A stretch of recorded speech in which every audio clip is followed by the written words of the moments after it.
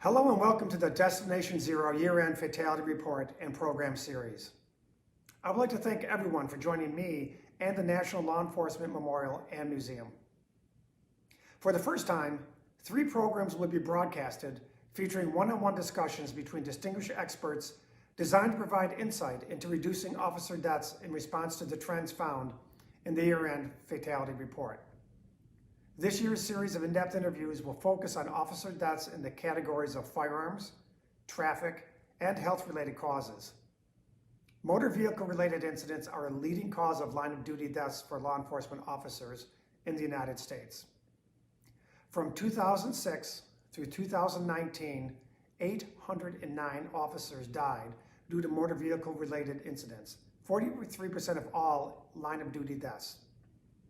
In 2020, we have witnessed an increase in traffic-related deaths with a total of 44.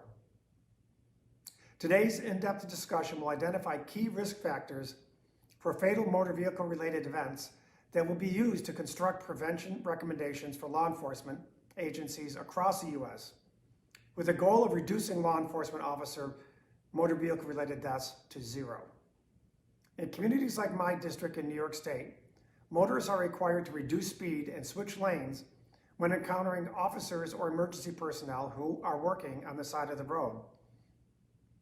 In addition to these move-over laws, we need to promote strong laws against distracted driving, which poses a very serious threat to officers in these vulnerable positions. I welcome all of you from around the country and thank everyone for supporting these crucial efforts to enhance law enforcement safety in the line of duty. I would like to now turn it over to the CEO of the National Law Enforcement Memorial and Museum, Marcia Ferranto. Thank you, Congressman Katko. We are honored to have you as our host this year for the Destination Zero End of the Year Fatality Report and Program Series. To all our law enforcement communities and supporters, welcome. It is our mission to honor the fallen, tell the story of American law enforcement, and keep names off the walls, the memorial walls, through our safety and wellness programs.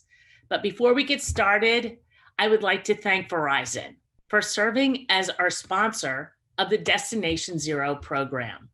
As our most valued partner in honoring the fallen and making it safer for those who serve, Verizon's commitment to supporting our mission continues to expand, and we are grateful for all of their contributions.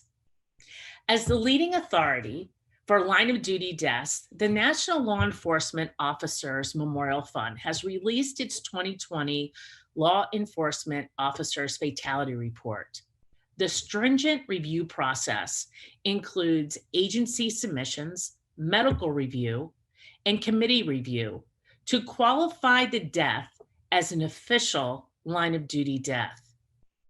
This program is designed to provide you with expert accounts and strategies to help prevent future fatalities in our 3 primary cause of death categories: firearms, traffic, and other causes. Today's program, we will be focusing on traffic-related fatalities. 44 officers have been killed in traffic-related fatalities this year, which is a 2% increase compared to the 43 deaths in 2019. Auto crashes were the single leading cause of death, with 18 of those incidents being a collision with another vehicle and 8 single vehicle crashes. Throughout the year, there were also 15 struck by fatalities and 3 motorcycle fatalities. Here with us to discuss traffic-related fatalities and strategies for reducing this number in 2021 are Ms. Katie Alexander and Sheriff Ed Gonzalez. Ms. Alexander is a law enforcement liaison with the Texas Municipal Police Association. Prior to joining the Texas Municipal Police Association, she taught advanced child abuse investigation and sexual assault family violence investigation courses to law enforcement officers across Texas. Ms. Alexander is a master peace officer and currently commissioned with the Oak Ridge, North Texas Police Department. In addition to 17 years of law enforcement experience, she has a bachelor's degree in criminal justice from Sam Houston State University and master's degree in psychology from Our Lady of Lake University. Joining Miss Alexander is Harris County, Texas Sheriff Ed Gonzalez.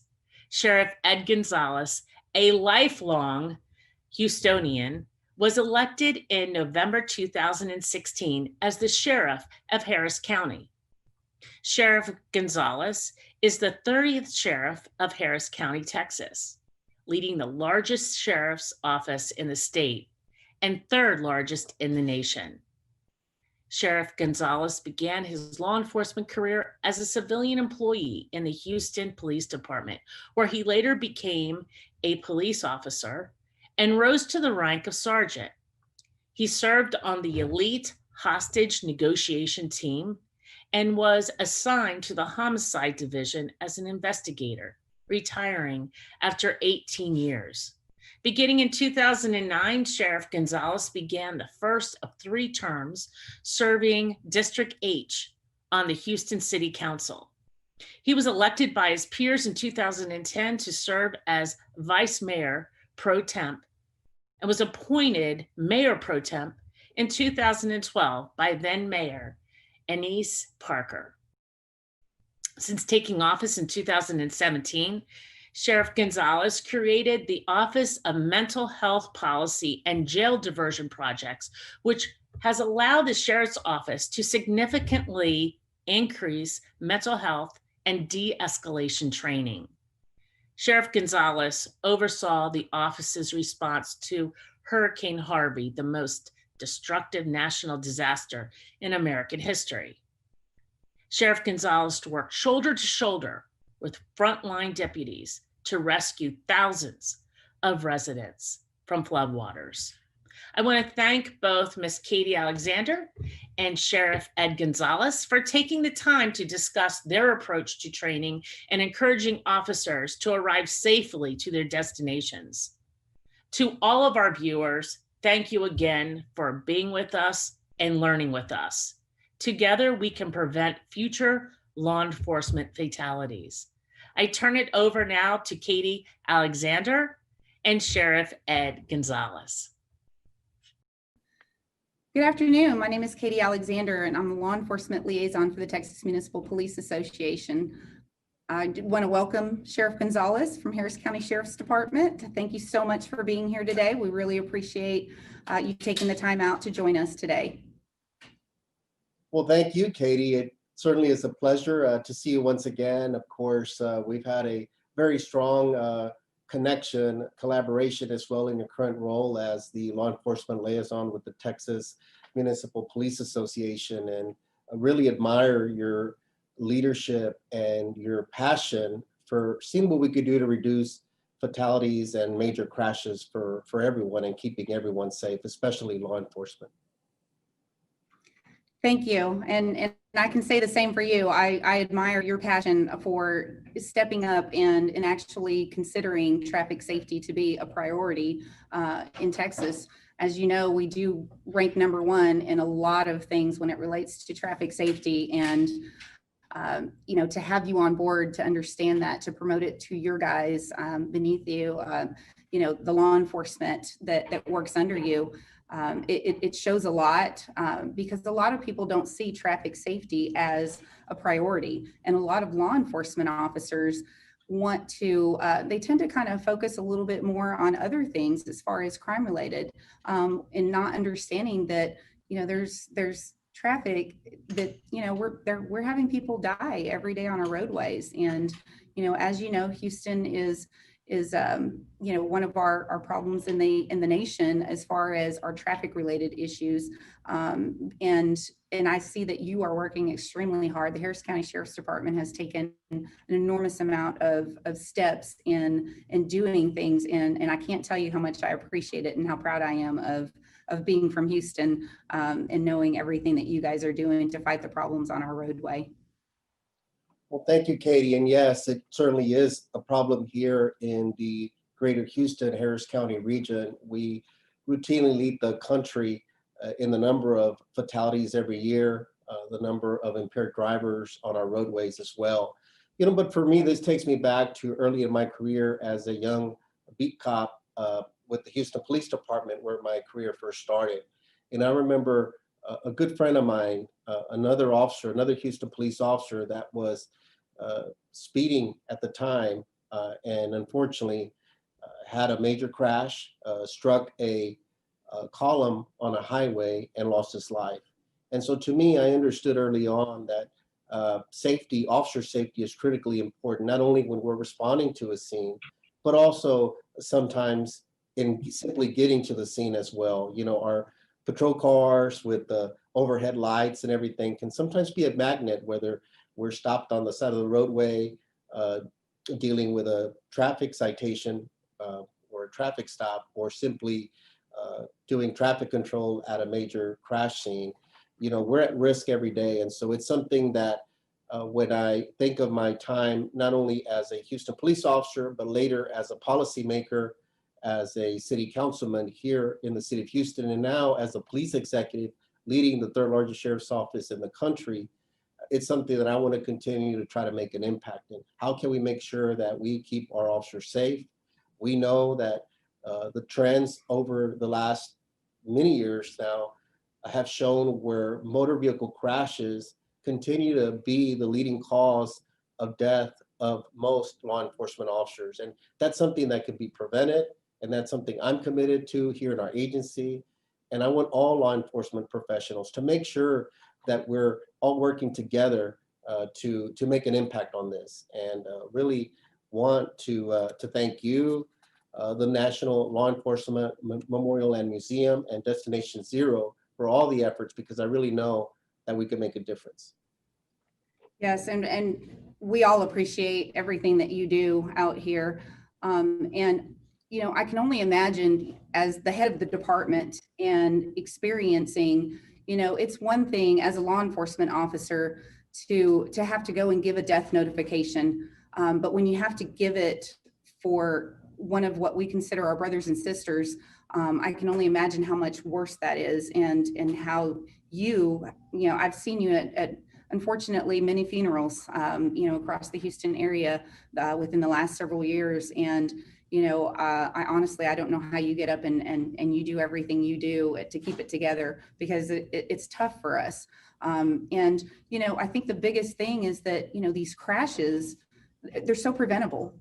They are so preventable. Everything that happens on our roadways, as far as our law enforcement, our line of duty deaths, educating the community, educating as many folks as we can, educating our law enforcement. And I know that you take top priority in getting your law enforcement trained and getting them through the training to make sure that they are actually safer out there on the roadway. And so for that, we definitely appreciate that. But let's talk a little bit about seatbelts, because that seems to be a very big issue when it comes to law enforcement.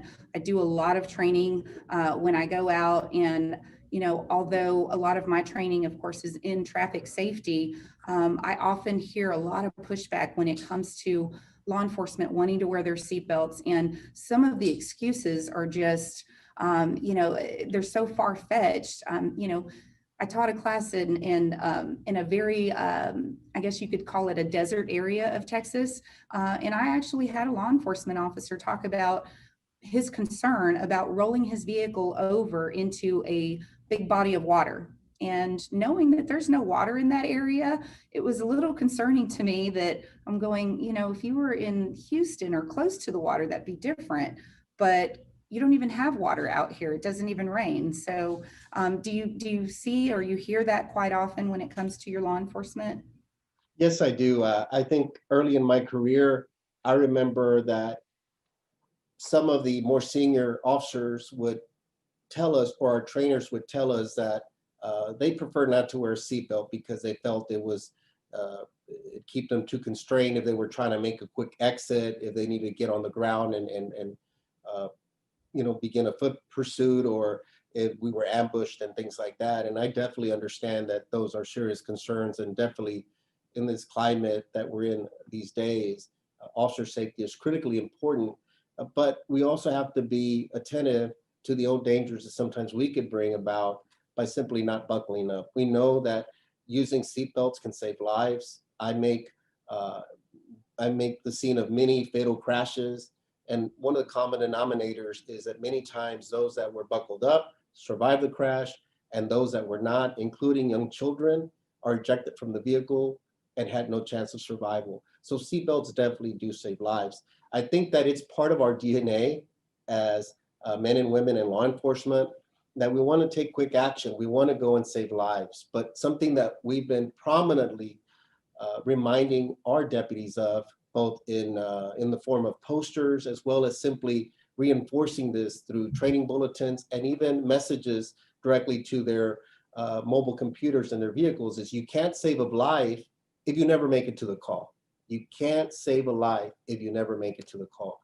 We want you to get to that call safely. We want you to go home to your family.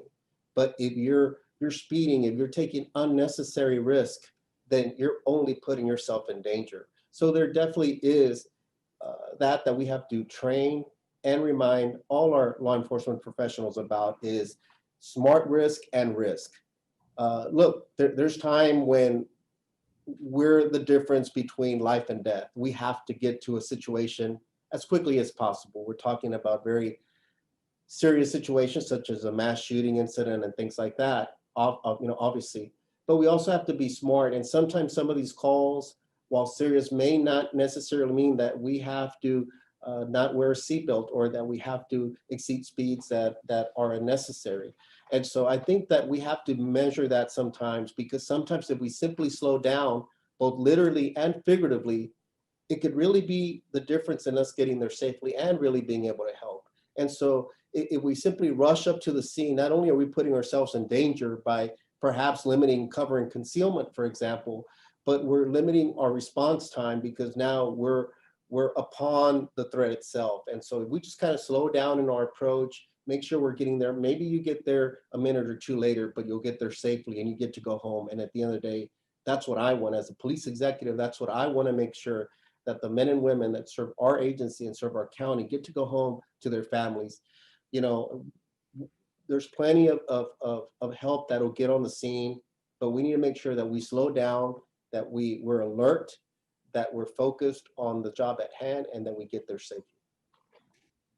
So you talk a little bit about the smart risk, and when it comes to the seatbelt and getting there, it sounds to me like you push a lot of, hey, it's okay to get there just a little bit later. But when we talk a little bit about the seatbelt safety, and the muscle memory, and I know that you have a lot of input when it comes to, as far as how we train, what we're training for, and bringing that back and having that muscle memory. Can you talk a little bit about, that muscle memory that we talk about when we train, when we're shooting? The same thing goes for the seatbelt use.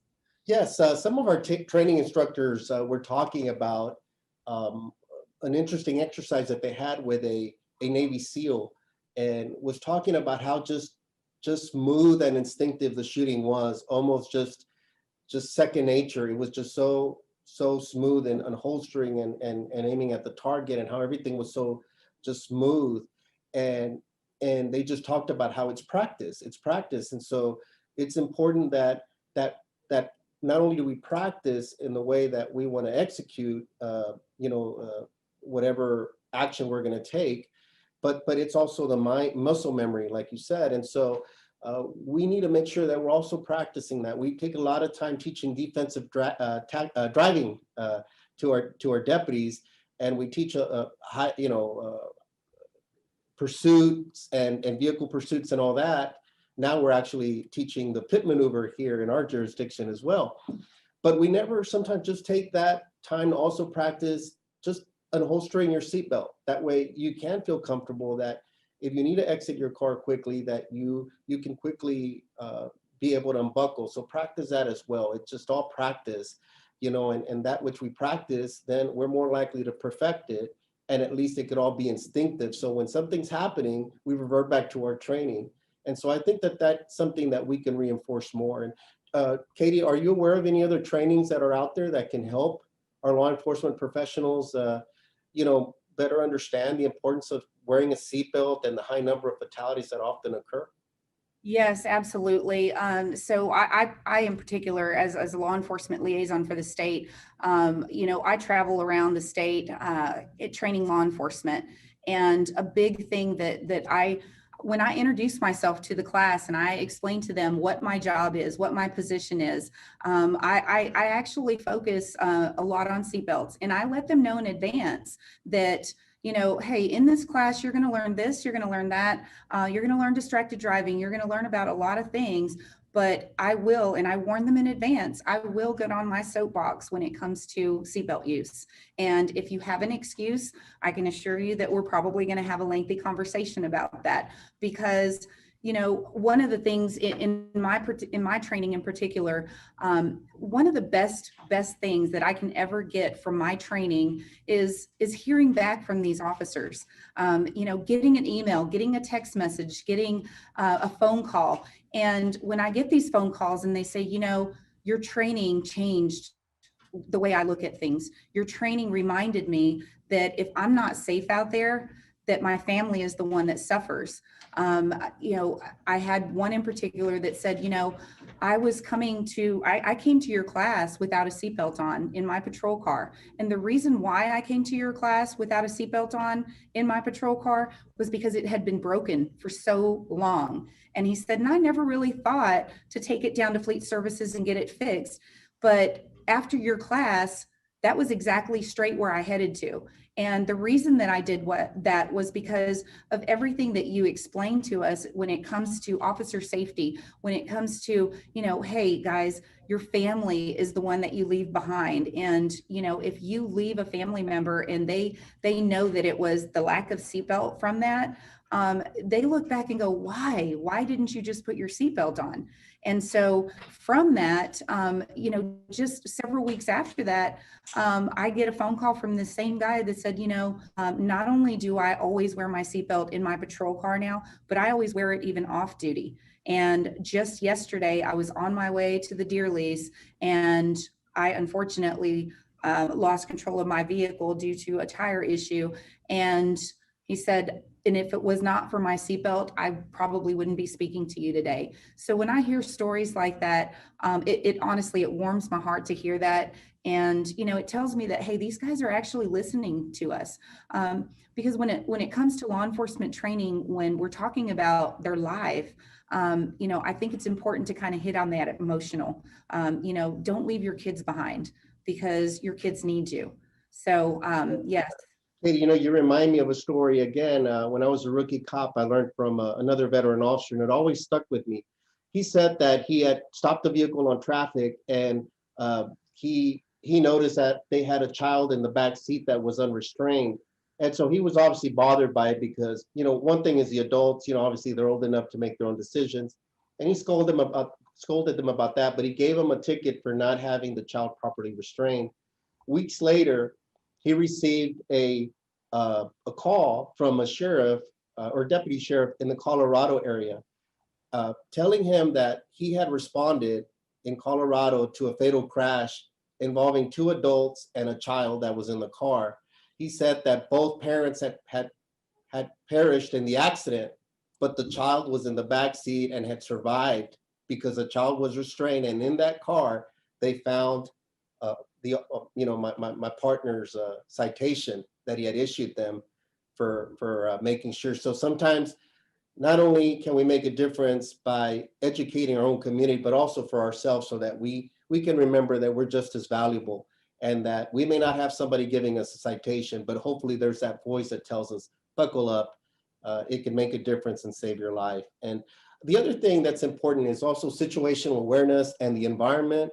And Katie, I know that sometimes as law enforcement officers, we're going to conduct traffic stops. Sometimes, there's a lot of busy, large roadways in Texas and around our country. And we know that many crashes can happen on US roadways. And so tell us a little bit about some of the things that we could consider when we're out making a traffic stop. I know that the position of the vehicle is also important, but you know what? We have other public safety partners that are out there, like our fellow fire safety professionals and firemen and firewomen that are out there that have large equipment as well. And sometimes they could be willing to help us out. And even I've learned that even our record drivers could be good friends out there. But tell us, Katie, what are some other things we consider when we're conducting traffic stops? Well, so I wholeheartedly agree with, utilizing, your resources around you. When it comes to fire trucks, you think about the size of a fire truck, and I understand they're expensive, but when you're looking at a fire truck as opposed to a human being, a law enforcement officer that's out there, they're out there working a crash. And, as you said at the beginning of this, is that, when they're working a crash, their lights are on, and people see that, and it tends to attract their attention towards the lights. And when that happens, unfortunately, when your eye movement goes towards the lights that's over there on the right hand side, guess what else also moves with your hands? Your eyes. Your eyes start to move, your hands start to move, and you start to veer a little bit towards that crash because those lights are very, very distracting. But those lights are there to protect us. And so utilizing the resources around the tow trucks, they're more than willing to help stop, close off traffic until you can get another unit there to do that. Fire trucks.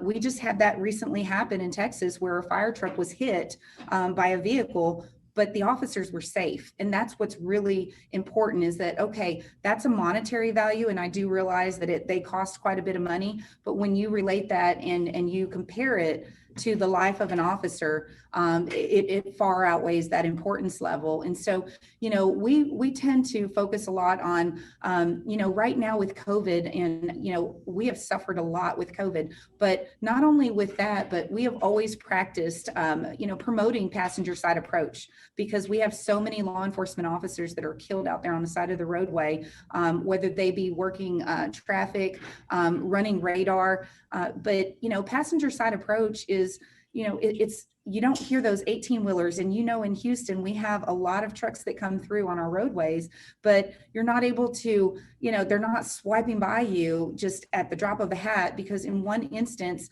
they can get a flat and you can lose your life. And we've seen that happen a lot with the distracted driving, because we do have people that are distracted. But in addition to that, when we try to promote all of these, hey guys, we need you to be as safe as possible. You and I both know complacency kills. And that is something that we have to remind our officers through training is, they may forget. And I've had several of your officers come through my class, or your deputies come through my class. And, and I hear back that, I've been doing this for 20 something years. And sometimes we just need that reminder. And they appreciate that reminder. You've unfortunately suffered quite a bit of loss, when it comes to the sheriff's department. You want to speak a little bit about that? Yes, we have. It was a difficult year. 2020 obviously was impactful in so many ways. Sadly, our agency lost several deputies due to COVID, and we've also lost our share of deputies as far as the region as well as the greater Houston region, both our department and others due to violent crime as well. That's always very tragic, the loss of any law enforcement professional. And so that saddens us very much. So that's why we're more committed to continue to just strengthen our training, to make sure that we continue to give those reminders, that we continue to see what best practices are and learn from your trainings and others that are out there to see what else we could be doing to keep all law enforcement officers safe. And so that's something that we're committed to do. It's our duty to make sure we're protecting our own, and we're going to continue to do that at a very high level. It's very scary. Sometimes we have a motorist assistance program, as you know, and sometimes they're parked on the roadway assisting somebody that may be out of gas or whatever, a flat tire or something, and their trucks have been hit several times, have been rear-ended. And it's something about those flashing lights that sometimes, especially drunk drivers, and we have plenty, unfortunately, in our region, that are just drawn to those lights, and it's like a magnet. And so we got to continue to see how else we could educate the community. I know the Department of Public Safety, for example, has programs and initiatives centered around steering clear of patrol units and emergency vehicles, giving those reminders. Sometimes people just panic and don't know what to do, or they're going to be stopped by law enforcement. They don't know if they should go to the left, go to the right. And so these are things that we must do to continue to educate our communities, as well as distracted driving. And sometimes we're the culprits ourselves. We're not invincible, folks. We got to know that we too cannot be dealing with our mobile data terminals, our computers in our vehicles, listening to the good time radio, listening to the police radio.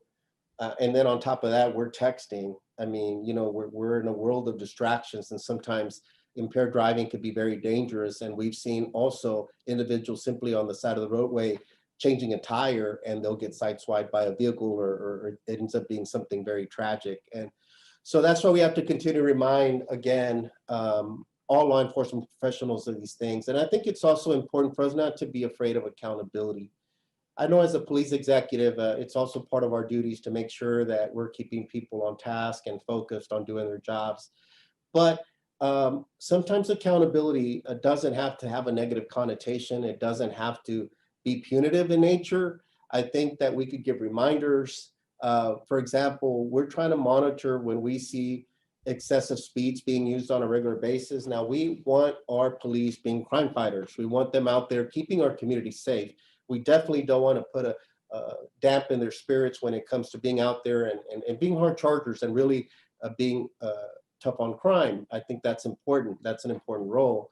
But we also don't want them to unnecessarily be speeding to calls that may be of a lesser priority.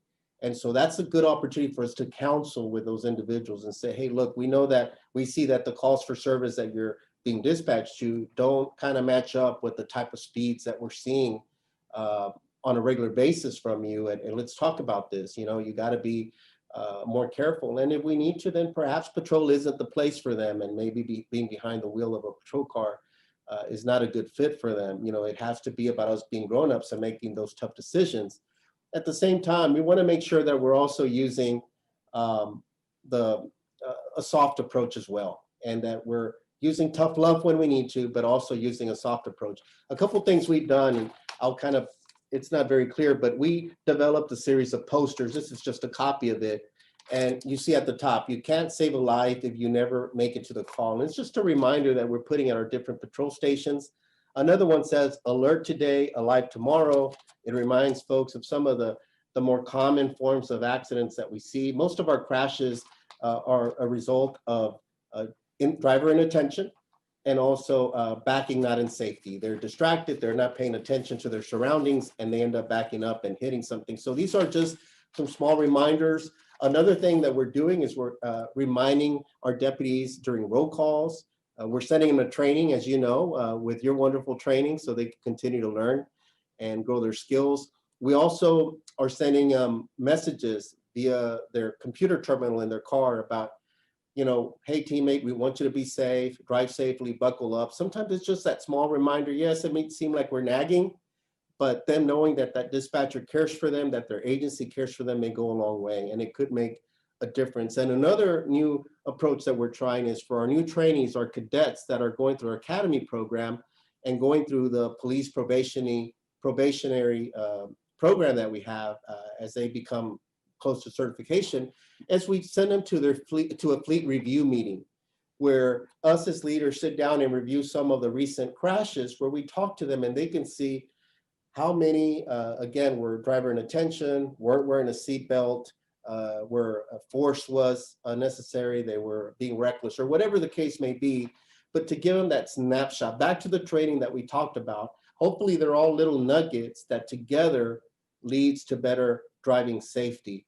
Because at the end of the day, we want to change that trend, again, that I mentioned, where motor vehicle crashes continue to be the leading cause of death of law enforcement officers in our nation. We can change that. It's preventable, but it takes us working together and really being forward thinking and finding new approaches on how we could continue to raise awareness within our agencies.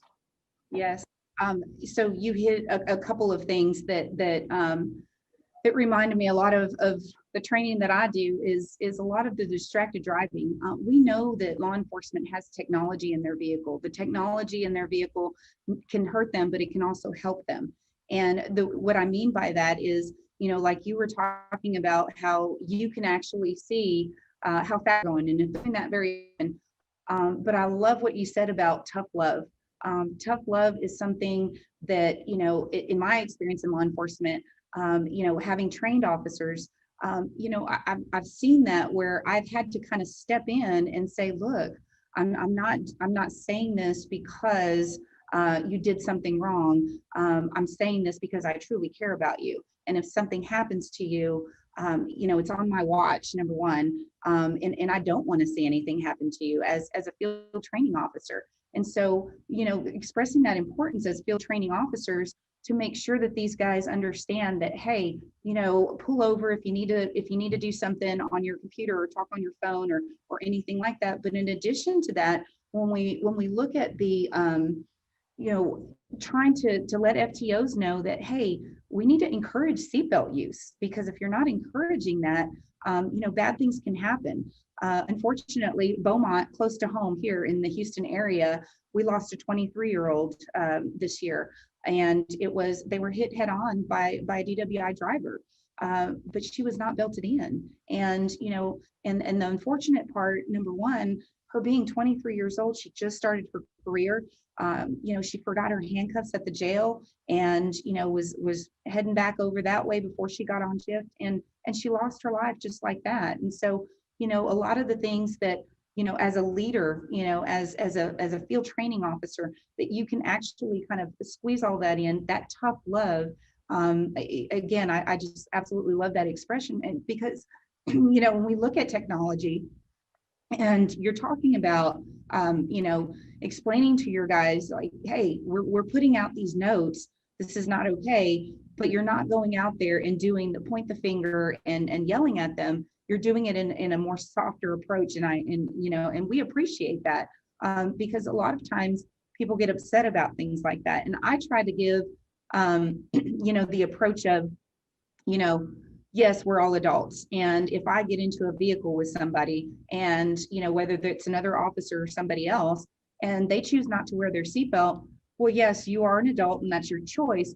But, having worked so many crashes, you and I both know that body becomes a projectile. And we have had, children that have lost their lives due to parents.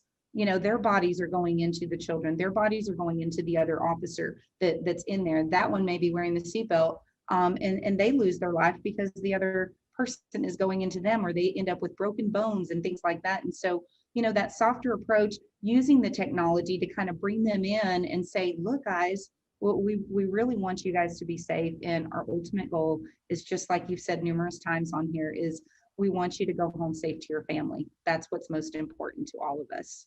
And Katie, beyond someone, as you mentioned, major crashes and fatalities, even if someone isn't ejected from the vehicle, it's more likely, if you don't have your seatbelt, that even if you don't get ejected, you're more likely to suffer more severe damage to your chest cavity, if you will, by striking that steering wheel, and being severely injured from that, even if you didn't get ejected. So again, the seriousness goes up a lot more by not wearing that seatbelt. And so it's very important. And I'm glad you touched on some of that technology that's out there. We now even have it on the phones to not take messages, for example, or incoming messages while you're driving, and different reminders. There's apps as well that we're familiar with that help give points if you're driving safely. And so there's a lot of technology these days. And but again, it's important for us to continue to remind people. And that's why I'm such a big fan of Destination Zero, that really looks at the wellness and safety of all individuals, especially not only deputies and law enforcement officers, but even corrections officers as well. We operate the largest jail in the state of Texas, so our corrections officers are very important as well. And we want them to know all the different ways that they can utilize or employ to stay safe. Mentally, we now have a larger wellness unit where we offer counseling in-house in a law enforcement friendly way to our personnel. It's something we launched this year that we're excited about. We know there's a lot of stressors in our profession. We also, again, want to make sure that we're seeing the best practices and learning what the research is from Destination Zero and other programs that are used in other jurisdictions. And I think it's so critically important. So I'm so grateful for this opportunity to chat with you, Katie, for the work that's occurring at the Law Enforcement Memorial and Museum, the National Law Enforcement Memorial and Museum. I think more than ever in the current climate around our profession, it's important for us to continue to reinforce and amplify those positive messages of our profession, to take pride. It continues to be the most noble profession out there. And, I salute all law enforcement officers across the country that put their lives on the line every day to keep the community safe.